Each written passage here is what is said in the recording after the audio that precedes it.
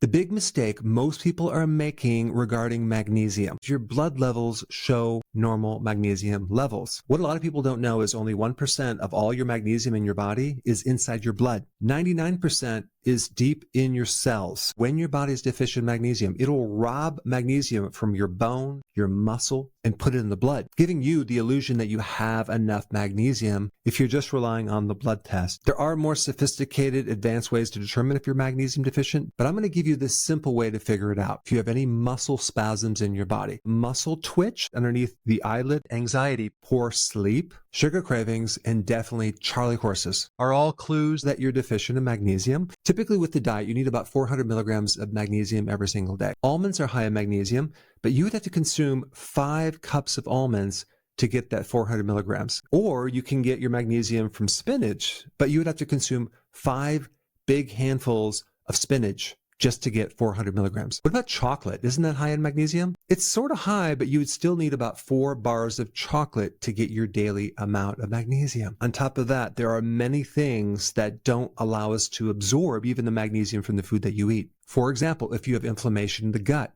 that's going to greatly reduce your absorption rates by up to 60 to 70%. Grains in your diet, refined foods like refined sugar, starches, that's depleting your magnesium. And then other things will deplete your magnesium like alcohol, caffeine, and also many medications. And of course, the top-selling magnesium products are not the best ones to take because not only do they create diarrhea, because they're a laxative, but you really don't absorb much. Like with magnesium oxide, you only absorb like 3 to 4%. The one I would recommend is magnesium glycinate because that's the one that you absorb 80% and it doesn't create a laxative effect. And the glycinate part of it will help you sleep. Magnesium is one of the master controllers over calcium. You see, calcium has other purposes other than just making your bones strong. Calcium is also used in the body as the main communication signal between cells. And far too often we accumulate too much calcium inside the cell. And if there's too much calcium in the cell, those calcium crystals start damaging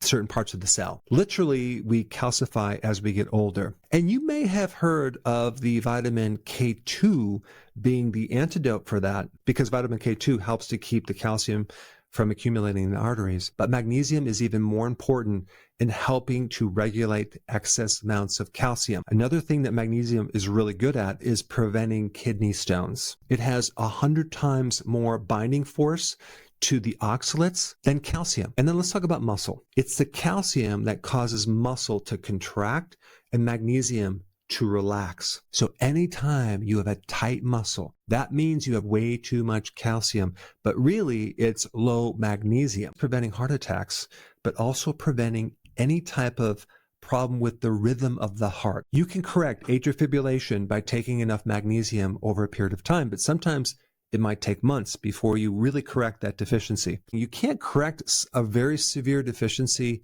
of magnesium by just taking the maintenance dose. Sometimes you have to increase it to 1,000 to 1,500 or more milligrams every single day over a period of months. And this also includes dealing with things like migraine headaches, pain problems like fibromyalgia or pain syndromes. They require a lot more magnesium. And also mood disorders, people that are depressed or even have diabetes. Magnesium greatly helps blood sugar. It's probably because of the demand that a high blood sugar situation creates on magnesium. It depletes magnesium. So the requirement of magnesium, it's much higher for a diabetic. Now let's get to the 3 secrets. Number 1 is we used to get a lot of our magnesium from hard water, whether it's from a spring, a well, and then we decided to filter the water like in city water or send the water through a water softener, which actually removes the calcium and magnesium and replaces it with sodium and potassium to make the water less corrosive on the piping and less harsh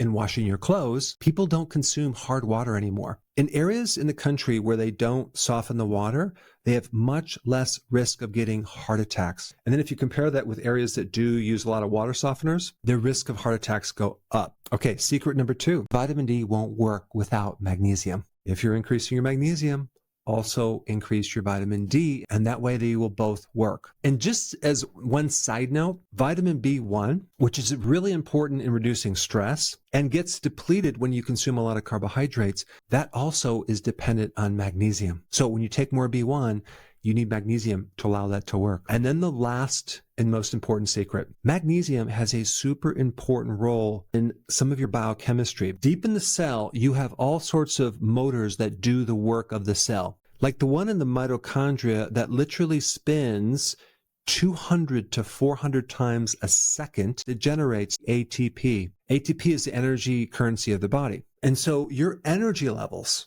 your fatigue is related to how much magnesium you have. So yes, magnesium helps lower cortisol, it helps you sleep, but it also gives you energy. And if you have any type of fatigue, it could be because you're deficient in magnesium. And because magnesium is so important, if you have not watched my other video on magnesium, I'll put it up right here. Check it out.